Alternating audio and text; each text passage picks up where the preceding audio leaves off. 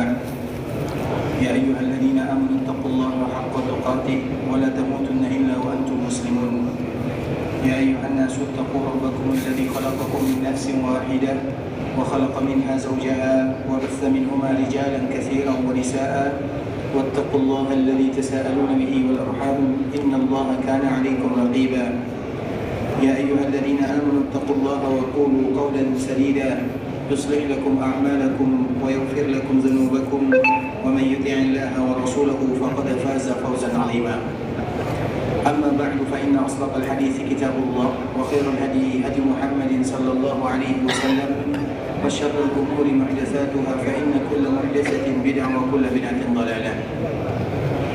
Ikhwatul Islam, saudara kaum muslimin, tamu Allah rahimani wa rahimakumullah.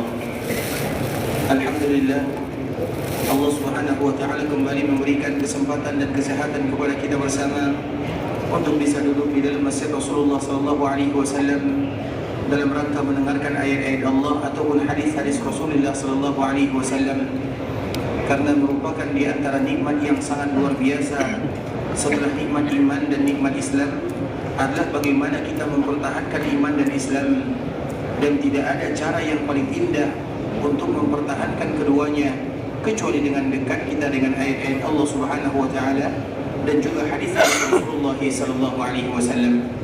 Maka sejatinya kaum muslimin, mereka tidak menjauhkan diri dari ayat-ayat Allah dan juga hadis-hadis Rasulullah sallallahu alaihi wasallam agar iman senantiasa mekar di dalam jiwa dan raga, agar mereka senantiasa istiqamah di dalam agama Allah Subhanahu wa taala.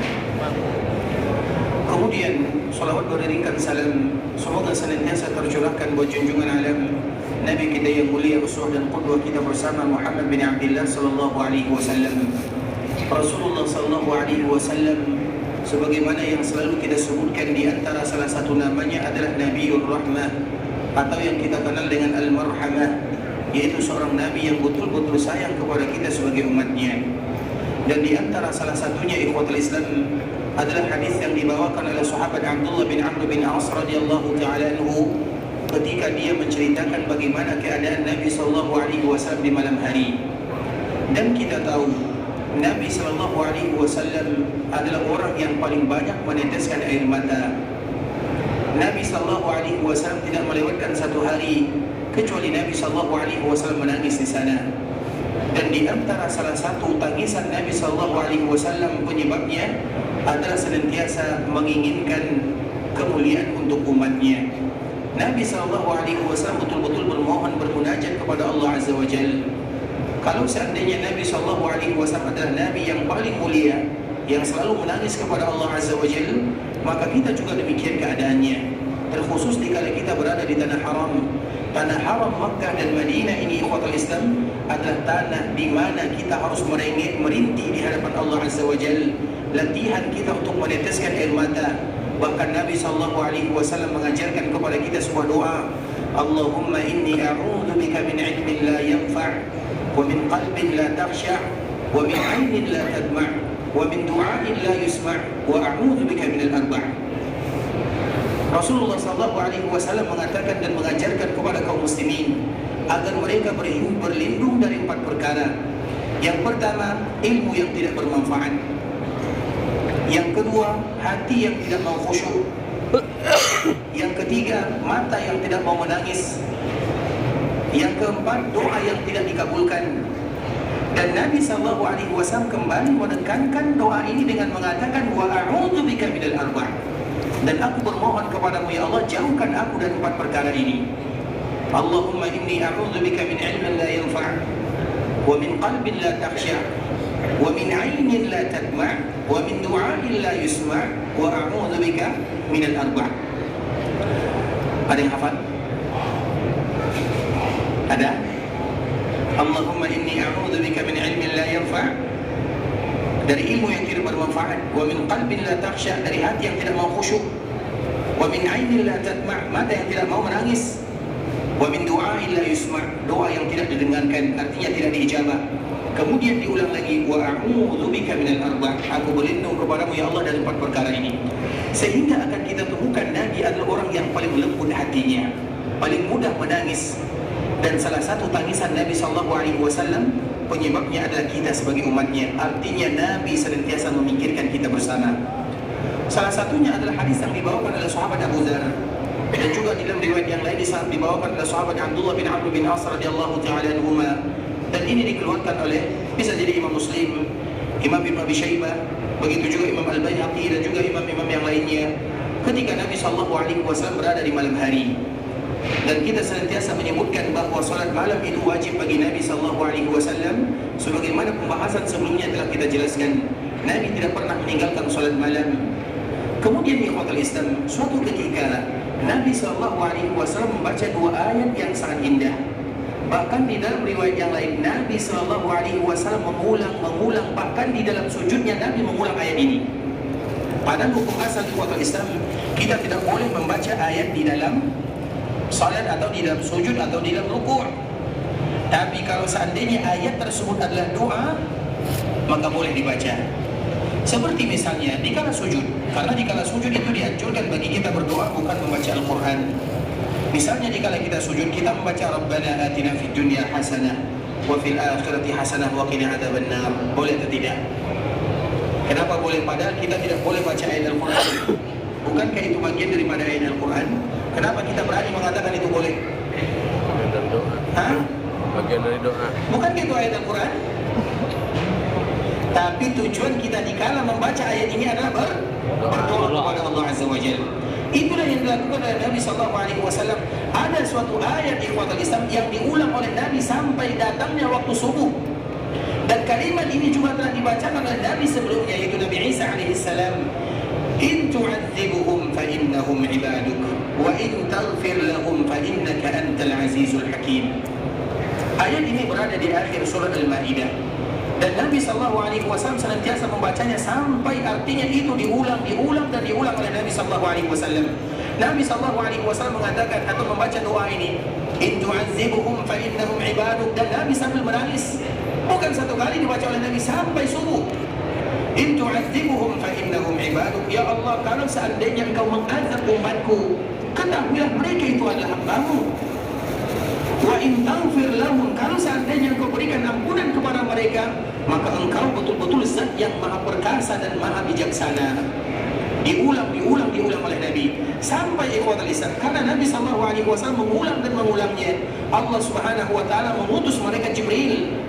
Wahai Jibril, coba engkau datang kepada Muhammad dan tanyakan kepadanya, ayo bikik. Wahai Jibril, datanglah kepada Muhammad, kenapa dia menangis? Dan Allah tahu kenapa Nabi menangis. Tapi Allah ingin memberitahukan kepada kita melalui malaikat Jibril.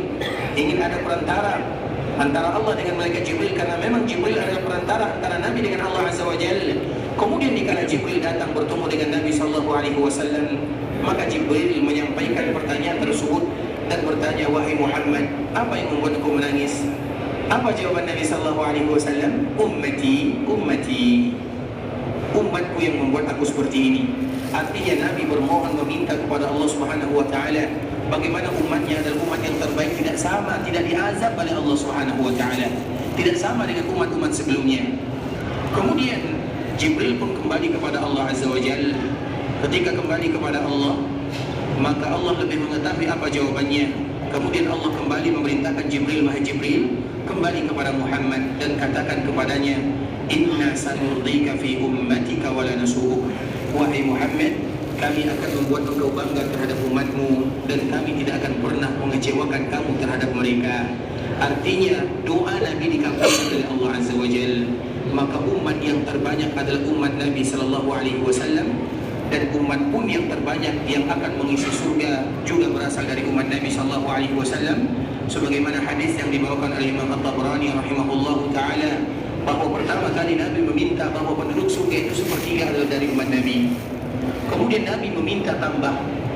Kalau sepertiga ikhwatul Islam itu terlalu sedikit bagi umat Nabi SAW, ditambah dan pada akhirnya maka keluarlah keputusan dari Rabbul Izzat wal Jalalah bahwa di dalam surga itu terdapat 120 barisan. 80 barisan dari 120 semuanya berasal dari umat Rasulullah SAW.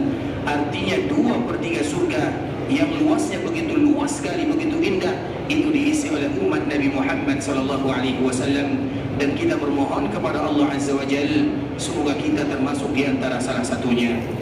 Begitulah kasih sayang Rasulullah SAW kepada kita bersama. Nabi menangis, Nabi senantiasa memikirkan kita, Nabi SAW berdoa kepada Allah. Bahkan bukan ayat ini saja ikhwatul Islam, Nabi SAW juga pernah membaca ayat yang lain, yaitu bagaimana kalimat yang diucapkan oleh Nabi Ibrahim. Kalimat ini, in tu'adzibuhum fa innahum ibaduk, merupakan kalimat yang diucapkan oleh Nabi Isa dan selalu dibaca oleh Nabi Muhammad SAW. Di dalam ayat yang lain, terutama di dalam surat Ibrahim, Allah juga menyebutkan apa yang dibacakan dan yang diminta oleh Nabi Ibrahim. Permintaan Nabi Ibrahim ini juga diminta oleh Nabi SAW. Apa permintaan Nabi Ibrahim yang selalu dibaca oleh Nabi? Rabbi innahunna adlalna katsiran minan nas faman tabi'ahu minni fa innahu minni wa man asani fa innaka ghafurur rahim. Allah Subhanahu wa taala menyebutkan tentang permintaan Nabi Ibrahim, ya Allah, sesungguhnya yang menyebabkan umatku celaka, mereka berpaling darimu adalah berhala-berhala. Dan itu juga yang diminta oleh Nabi SAW agar umat Nabi tidak sama dengan umat Nabi Ibrahim AS. Artinya ikhwatul Islam, itu merupakan di antara bentuk kasih sayang Nabi SAW. Nabi sangat mencintai kita sebagai umatnya. Berbagai macam cara dilakukan oleh baginda Nabi yang mulia agar dakwah risalah dan agama sampai kepada kita, dan agar kita tujuan akhirnya mendapatkan surga Allah Subhanahu wa taala. Sehingga dengannya merupakan kewajiban kita bersama untuk mencintai baginda Rasulullah sallallahu alaihi wasallam. Dan kita harus mengetahui ikhwatul Islam, mencintai Nabi sallallahu alaihi wasallam adalah perkara yang mudah diucapkan, sulit bagi kita untuk melakukannya. Itu adalah bentuk daripada cinta kepada Nabi. Karena di dalam masalah cinta ini ikhwatul Islam ada dua pertanyaan. Pertanyaan yang pertama, apakah kita semuanya mencintai Rasulullah SAW? Maka jawabannya semuanya pasti. Tidak ada di antara kaum muslimin kecuali mereka wajib hukumnya mencintai Nabi SAW, membela kehormatan Nabi SAW, mendahulukan keinginan Nabi dibandingkan dengan keinginan dirinya, bahkan mencintai Nabi melebihi dari segala-galanya. Tapi pertanyaan yang berikutnya, apakah Nabi SAW mencintai kita? Secara umum Nabi SAW sangat sayang kepada umatnya, mencintai umatnya. Tapi untuk satu persatu, apakah Nabi cinta kepada kita? Kita tidak tahu jawabannya. Makanya Imam Ibn Katsir rahimahullahu ta'ala menyebutkan, laisa sya'nu an tuhib, walakinna sya'na an tuhab.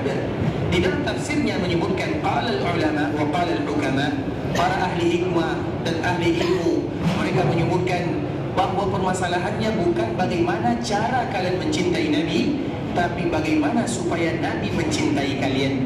Bagaimana supaya Nabi mencintai kita? Di saat itulah kita harus ingat akan empat perkara. Yang pertama disebutkan oleh para ulama, bagi mereka yang mencintai Nabi, dan semua kita mencintai Nabi, maka ingatlah akan empat perkara ini. Ta'atuhu fima amar, wa tasdiquhu fima akhbar, wajtinabu ma naha anhu wa zajar, wa alla yu'badallahu illa bima syara'. Itu adalah jawaban bagaimana supaya kita mendapatkan cinta dari Nabi sallallahu alaihi wasallam. Bagaimana supaya Nabi sallallahu alaihi wasallam mencintai kita sebagai umatnya? Yang pertama, ta'atuhu fima amar. Bagaimana kita berusaha membenarkan atau bagaimana kita berusaha melaksanakan semua yang diperintahkan oleh Nabi sallallahu alaihi wasallam. Kita sebagai umat Nabi sallallahu alaihi wasallam memiliki sebuah sifat yang sangat luar biasa, berbeza dari umat-umat sebelumnya. Umat Nabi sallallahu alaihi wasallam adalah umat yang senantiasa mengatakan sami'na wa ata'na. Itu adalah sifat umat Nabi sallallahu alaihi wasallam. Apapun yang Allah perintahkan atau apapun yang Nabi perintahkan kepada kita melakukannya, lakukan tanpa banyak bertanya di sana. Karena ikhwatul Islam, ada ayat yang selalu kita sampaikan agar kita tahu siapa Nabi dan siapa umat Nabi sallallahu alaihi wasallam.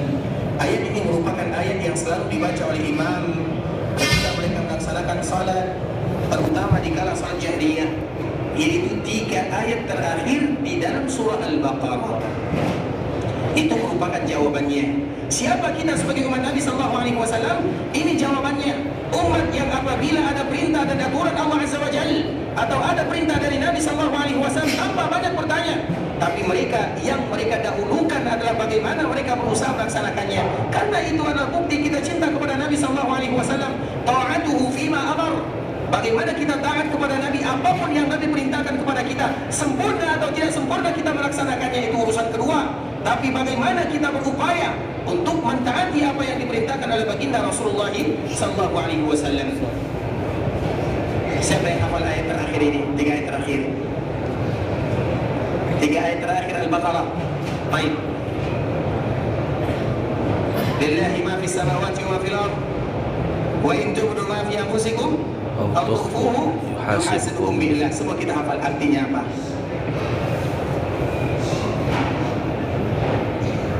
Lillahi ma fis samawati wa ma fil ardh.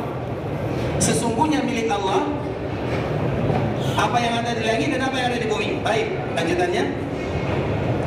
Wa in tubdu ma fi anfusikum. Apa artinya? Ingat tapi lupa ya. Tadi Masya Allah, barakallahu fiik. Allah yahfadzakum. Nanti ayatnya, hadisnya ada di sini. Cari nanti ya, baca ya. Baik, barakallahu fiik. Syakarallahu lakum. Tadi khotbah lillahi ma fis samawati wa ma fil ardh. Wa in tubdu ma fi anfusikum aw tukhfuhu yuhasibukum bihillah. Ayat ini ikhwatul Islam adalah ayat yang berat sekali kalau kita tahu artinya. Tapi ayat ini ringan karena kita tidak tahu maknanya. Itu saja perbezaannya. Makanya kalau kita tahu artinya, sesungguhnya apa yang ada di langit dan di bumi adalah milik Allah Azza wa Jalla. Wa in tubdu ma fi anfusikum, kalau seandainya kalian menampakkan apa yang kalian lakukan, maka Allah akan menghisapnya. Dan apapun yang kalian sembunyikan, Allah pun akan menghisapnya. Di mana letak berat ayat ini? Ayat ini ikhwatul Islam seolah-olah berbicara sesuatu yang kalian lakukan secara zahir, maka akan dihukum oleh Allah Subhanahu wa taala dan dijadikan itu sebagai patokan, diberikan pahala atau diberikan dosa. Kalau secara zahir. Tapi yang berikutnya wa in tukhfu ma fi anfusikum tukhfu. Kalau seandainya kalian menyembunyikan sesuatu di dalam hati kalian, maka itu pun akan dihisab dan dihitung oleh Allah Subhanahu wa taala. Dan kita tahu ikhwatul Islam, jiwa kita, jiwa manusia di dalam hatinya, di dalam pemikirannya lebih banyak menilai positif atau negatif. Positif atau negatif? Negatif. Innan nafsa la'ammaratun bisu'. Kita belum melakukannya misalnya. Kalau seandainya aku bisa, aku akan melakukan ini, misalnya dosa ini atau dosa itu. Baru ada di dalam hati, baru terbayangkan dalam pemikiran. Maka kalau sudah demikian keadaannya, Allah sudah menghitung sebagai dosa. Berat atau tidak? Berat ikhwatul Islam, itu adalah sesuatu yang sangat berat sekali. Apapun yang terbayangkan dalam akal pemikiran, baru terbayangkan saja atau lewat di dalam hati, maka itu sudah dihisab oleh Allah Subhanahu wa taala semuanya tanpa terkecuali. Dan itulah makna daripada ayat ini. Sehingga ayat ini ketika turun di ikhwatul Islam, para sahabat mereka mengetahui apa maknanya, apa maksudnya. Kemudian mereka datang kepada Rasulullah sallallahu alaihi wasallam dan mengadukan, "Ya Rasulullah, ada ayat yang diturunkan oleh Allah Azza wa Jalla." Nabi bertanya, "Ayat yang mana?" "Ayat yang berat bagi kami ya Rasulullah." Berat sekali.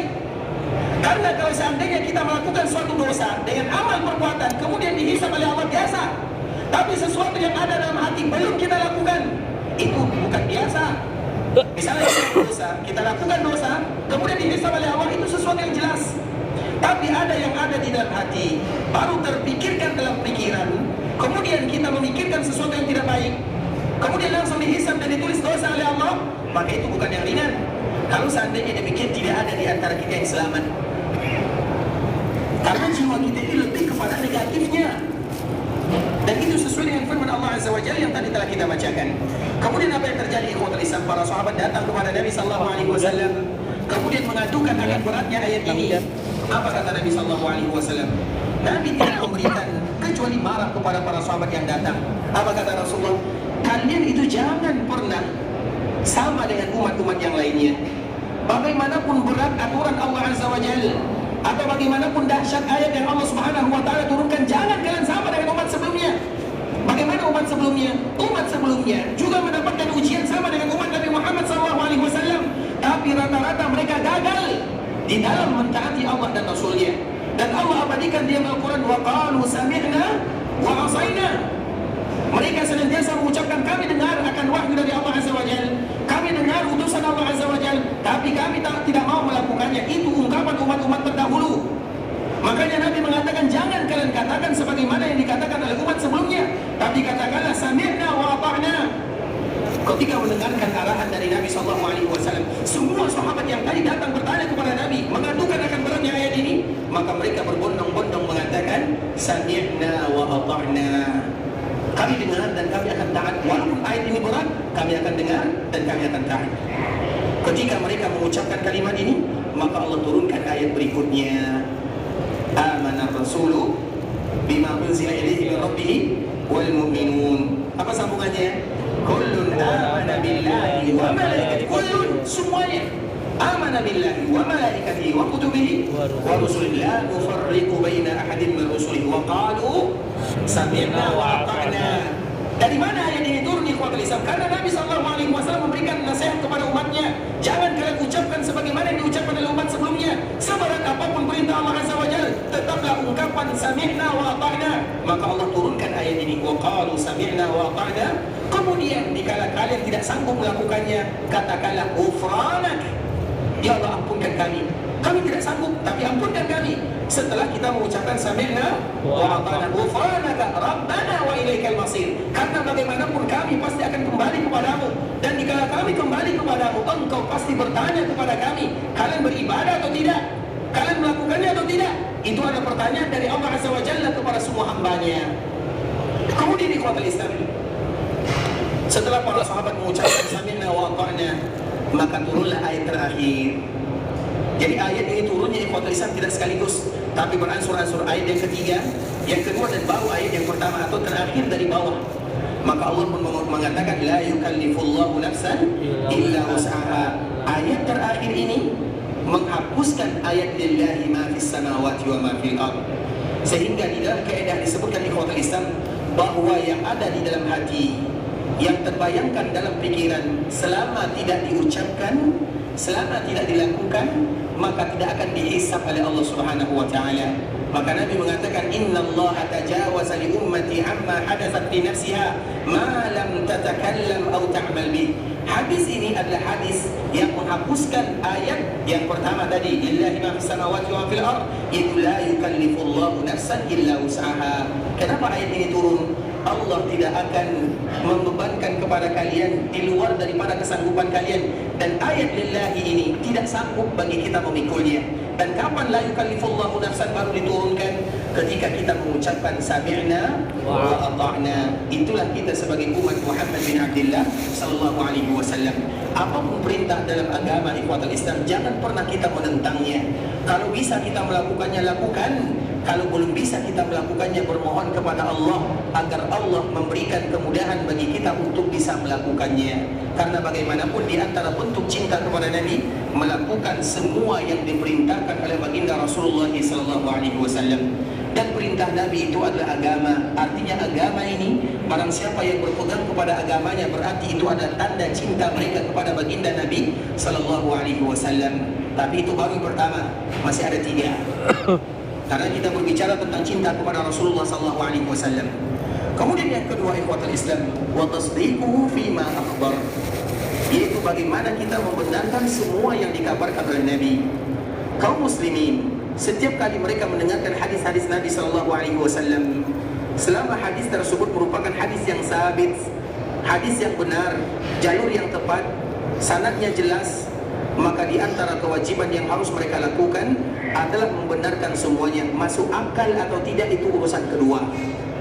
Karena agama ini ikhwatul Islam, sebagaimana disebutkan oleh Imam Syafi'i rahimahullahu ta'ala, agama ini tidak pernah bisa diukur dengan akal. Karena akal itu punya batasannya, sebagaimana kekuatan manusia juga punya batasnya.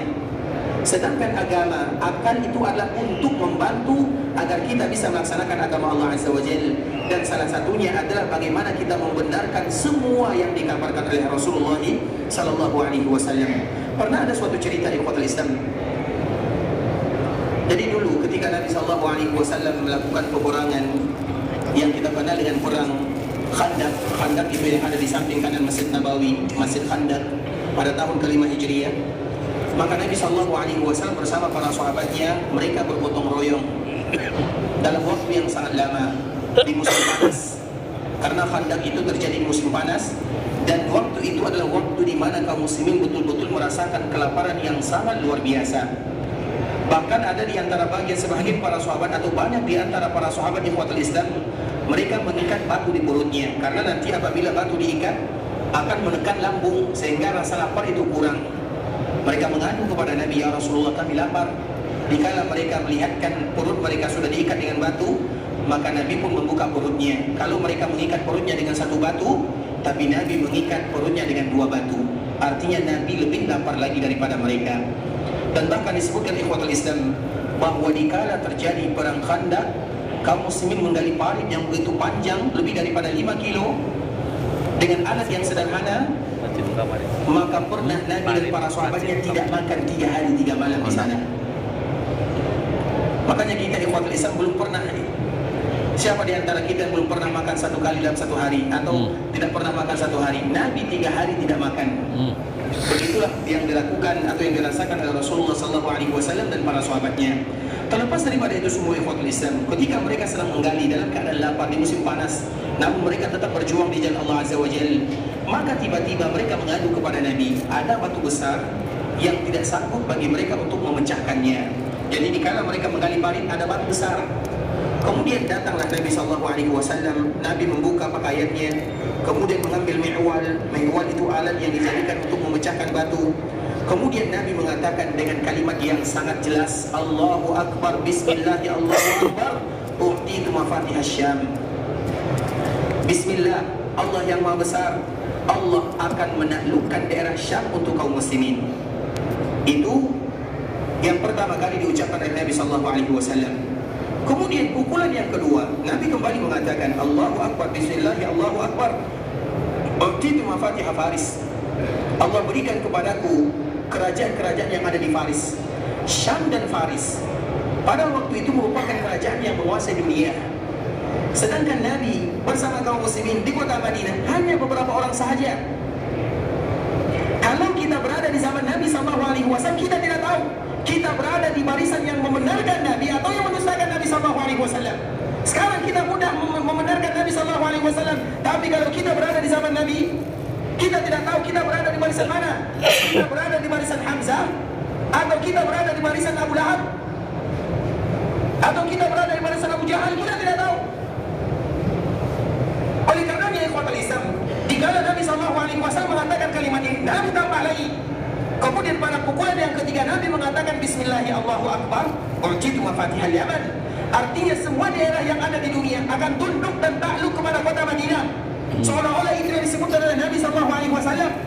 Maka di antara salah satu nama kota Madinah, Madinah itu banyak namanya, salah satunya adalah Akalatul Qura atau Akalatul Bundan. Sebagaimana hadis Nabi SAW, umirtu biqaryatin ta'kul qura.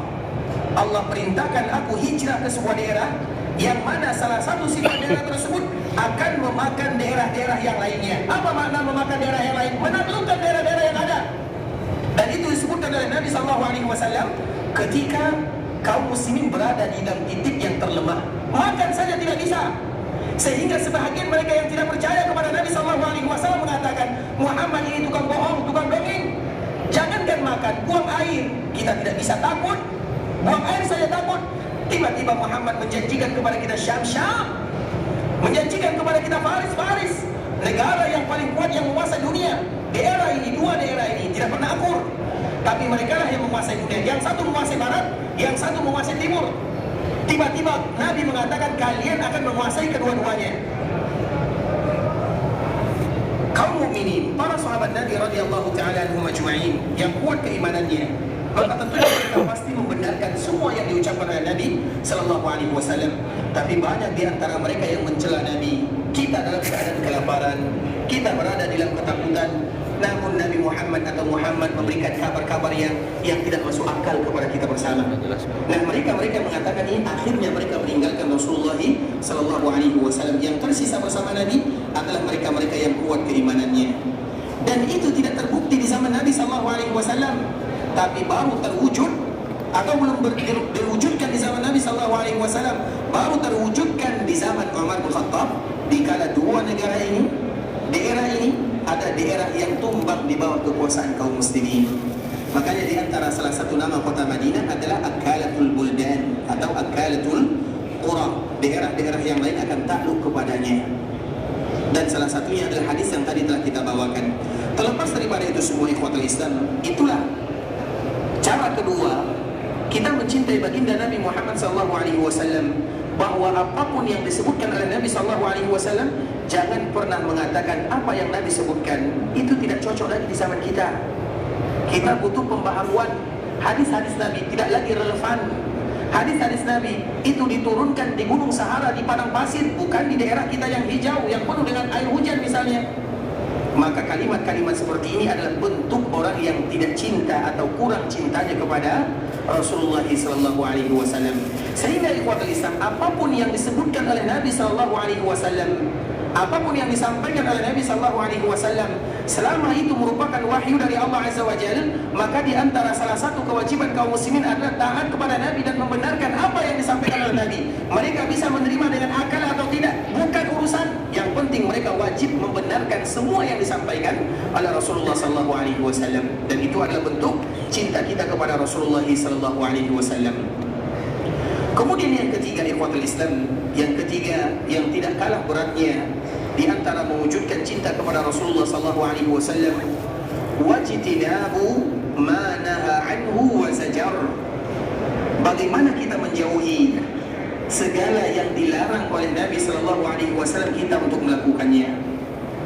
Sebahagian para ulama menyebutkan, ikhwatul Islam, semua kebaikan yang ada di dunia karena ketaatan kita kepada utusan Allah Azza wa Jalla, dan semua keburukan yang ada di dunia karena keingkaran kita kepada utusan Allah Subhanahu wa taala. Karena yang paling tahu tentang kemaslahatan dan kemudaratan adalah Allah Azza wa Jalla, dan kita tidak akan tahu kecuali melalui lisan para nabi dan para rasul, dan rasul kita adalah Muhammad bin Abdullah sallallahu alaihi wasallam. Sehingga di antara salah satu yang harus kita lakukan, bagaimana kita menghindari semua yang dilarang oleh baginda Rasulullah sallallahu alaihi wasallam. Misalnya Nabi mengatakan Islam, wahai kalian kaum muslimin, jangan kalian minum dengan tangan kiri, karena yang minum dengan tangan kiri itu adalah syaitan. Maka jangan lakukan, bukan bertanya. Begitu juga wahai kaum muslimin, jangan pernah kalian salat dekat kandangnya onta, tapi boleh bagi kalian salat di dekat kandangnya kambing misalnya. Jangan banyak bertanya, tapi itu larangan Nabi SAW, maka jangan lakukan. Begitu juga dengan larangan-larangan Nabi SAW yang lainnya. Jangan seperti ini, jangan minum khamar, jangan makan riba, jangan ambil riswah, jangan melakukan ini, jangan dekati zina. Semua itu adalah bentuk kita mencintai Rasulullah SAW. Makanya itu merupakan di antara poin ketiga, ikhwatul Islam, bagaimana kita mencintai Rasulullah SAW, meninggalkan apapun yang dilarang oleh Nabi SAW. Kalau kita lihat ikhwatul Islam, ada sebuah kisah yang dibawakan oleh Al-Abbas radhiyallahu ta'ala anhu, antara Al-Abbas dengan Umar bin Khattab radhiyallahu ta'ala anhu, dan kisah ini dibawakan oleh Imam Ahmad di dalam kitabnya Musnad. Umar bin Khattab dikala dia memimpin kaum muslimin, menjadi Amirul Mukminin, maka dia tentunya menjadi imam kaum muslimin. Karena memang dulu yang menjadi pemimpin, mereka pula lah yang menjadi imamnya. Itu merupakan hukum asal dari para pemimpin kaum muslimin. Dan itu senantiasa berlanjut di ikhwatul Islam. Siapapun yang memimpin, baik kepemimpinan yang tertinggi atau kepemimpinan yang paling bawah, maka biasanya pemimpin itu yang harus mereka dahulukan. Mereka harus menjadi imam sebagaimana yang dicontohkan oleh Nabi SAW dan generasi-generasi berikutnya. Salah satunya adalah Umar bin Khattab radhiyallahu ta'ala anhu. Umar ini ikhwatul Islam, dia ingin melaksanakan salat di masjid Rasulullah SAW, dan dia memakai pakaian yang sudah rapi. Tiba-tiba dikala dia melewati rumah-rumah yang ada di kota Madinah, maka dia melihat ada pancuran air. Kita tahu pancuran air, talang air. Kemudian di ikhwatul Islam, Umar memperhatikan talang air ini memberikan mudarat kepada kaum muslimin karena dia mengarah ke jalan kaum muslimin. Kemudian di ikhwatul Islam, maka Umar pun mengarahkan talang air ini ke arah yang lainnya. Tujuannya tidak memberikan mudarat kepada kaum muslimin. Kemudian dia mengganti pakaiannya karena memang dia terkena dengan percikan air tersebut. Kemudian di ikhwatul Islam, dikala Umar mengganti pakaiannya, maka tiba-tiba datang Al-Abbas radhiyallahu ta'ala anhu, yang tidak lain tidak bukan adalah pamannya Rasulullah SAW. Kemudian dia bertanya, siapa yang melakukan ini? Siapa yang memindahkan talang air ini? Maka dikatakan bahwa yang memindahkannya adalah Umar bin Khattab radhiyallahu taala anhu.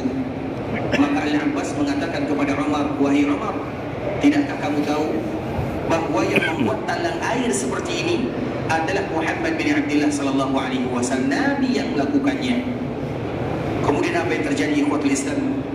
Maka Umar langsung bergegas mendengarkan bahwa Nabi yang melakukannya. Dia langsung gemetaran, dia takut, dia merubah apa yang telah dilakukan oleh Nabi sallallahu alaihi wasallam. Padahal itu hanya urusan dunia, hanya urusan talang air saja.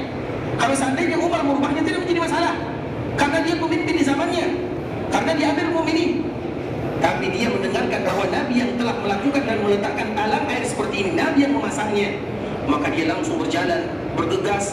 Kemudian apa kata Umar bin Khattab kepada Al-Abbas radhiyallahu ta'ala anhu, wahai Al-Abbas, naik ke atas punggungku, injak pundakku, kemudian perbaiki talang dan hadapkan ke tempat yang dulu dipasang oleh Rasulullah SAW.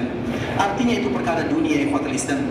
Bagaimana mereka tidak mau beralih dari apa yang telah dilakukan oleh Rasulullah SAW, karena memang begitulah bentuk kecintaan kepada Rasulullah SAW. Kita berusaha semaksimal mungkin melakukan apa yang Nabi lakukan, meninggalkan apa yang Nabi larang, membenarkan apa yang Nabi perintahkan. Itu saja kewajiban kita sebagai kaum muslimin.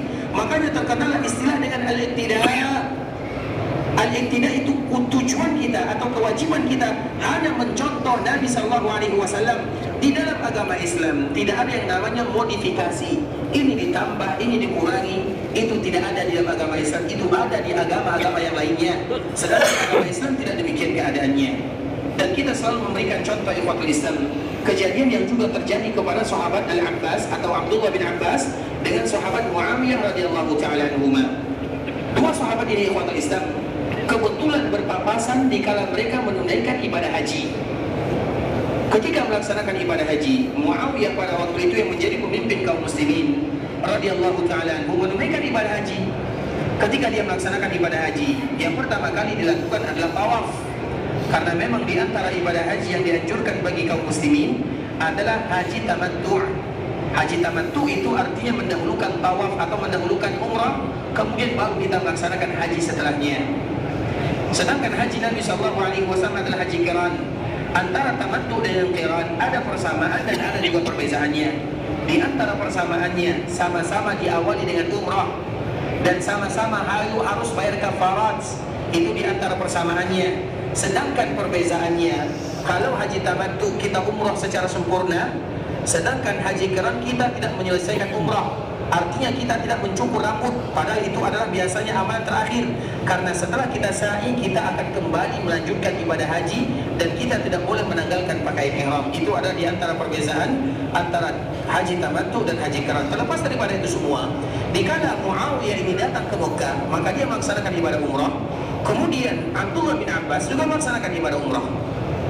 Dikala mereka ingin memulai tawaf atau Muawiyah yang jadi pemimpin pada saat itu, maka dia tawaf. Dan anjuran kita tawaf ikhwatul Islam pertama kali, kalau seandainya kita bisa melakukannya, adalah menyentuh Hajar Aswad. Itu merupakan di antara sunnah Nabi sallallahu alaihi wasallam. Makanya kalau ada di antara kita yang berkeinginan menyentuh Hajar Aswad, itu dilakukan di awal kita akan melakukan tawaf. Kalau seandainya kita bisa melakukannya.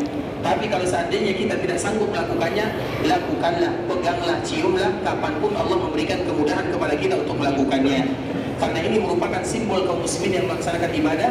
Yang pertama yang mereka lakukan adalah memegang Hajar Aswad atau menciumnya. Sehingga dikala kita berpapasan dengan Hajar Aswad, yang harus kita lakukan pertama adalah menciumnya. Kalau kita bisa melakukannya. Kalau tidak bisa, maka mencium apa yang menyentuh Hajar Aswad. Misalnya kita berusaha menyentuh Hajar Aswad, kemudian kita tidak berhasil, hanya saja tangan kita menyentuhnya, maka ciumlah tangan kita. Kalau pakaian kita menyentuhnya, ciumlah pakaian kita. Kalau tongkat kita menyentuhnya, ciumlah tongkat kita. Sebagaimana yang dilakukan oleh Rasulullah SAW dikala Nabi mencium tongkatnya, karena Nabi pada waktu itu sedang tawaf dari onta, sehingga Nabi tidak bisa turun. Maka tongkat Nabi menyentuh Hajar Aswad. Kemudian Nabi SAW menciumnya. Kalau juga tidak bisa, maka memberikan isyarat sebagaimana yang kita ketahui bersama, yaitu dengan mengucapkan yang pertama kali dengan kalimat Bismillahi Allahu Akbar. Setelah kita mengucapkan Bismillahi